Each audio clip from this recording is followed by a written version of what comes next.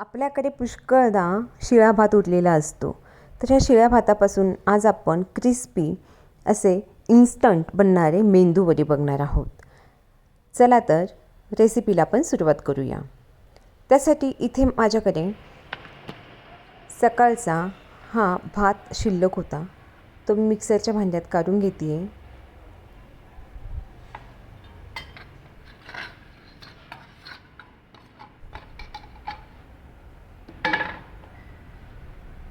त्यानंतर आपल्याला ह्यामध्ये दही ॲड करायचं आहे.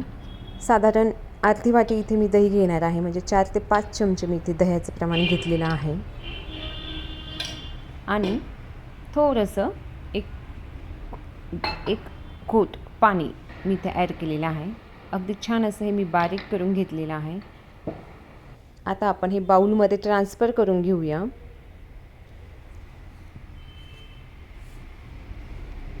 बघा, नेहमीच आपला भात उरतो आणि ह्या भाताचं आपण नेहमीच काय काय करावं हा आपल्याला प्रश्न असतो. पण ज्यावेळी आपण ही रेसिपी बनवतो त्यावेळी घरातले सगळीच मंडळी ही खूप चवीने खातात आणि खूप क्रिस्पी बनतात हे वडे.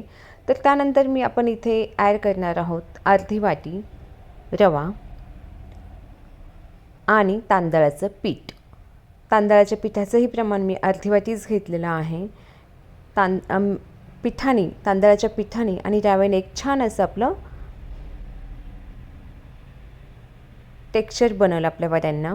त्यानंतर चवीनुसार मीठ घेतलेलं मी आहे.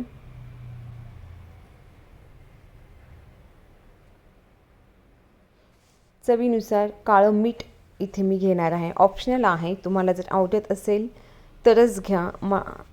तर इथे मी चवीनुसार मीठ घेतलेलं आहे, काळं मीठ.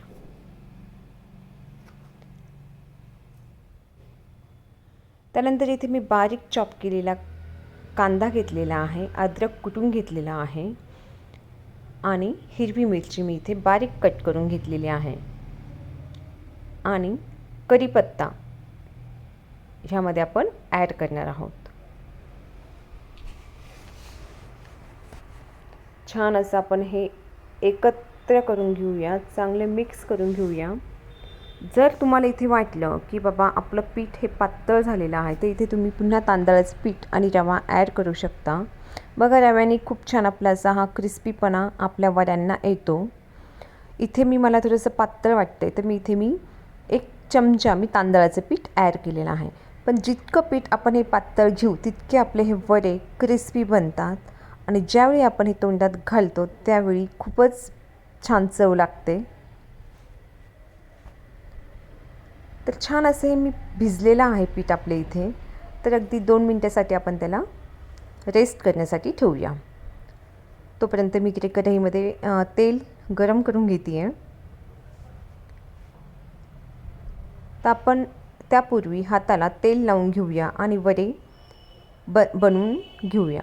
तर छान असे बघा, वड्याचं पीठ आपलं हे जमलं आहे आणि आता छानपैकी असे हे वडे मी एकामागे एक करून घेणार आहे.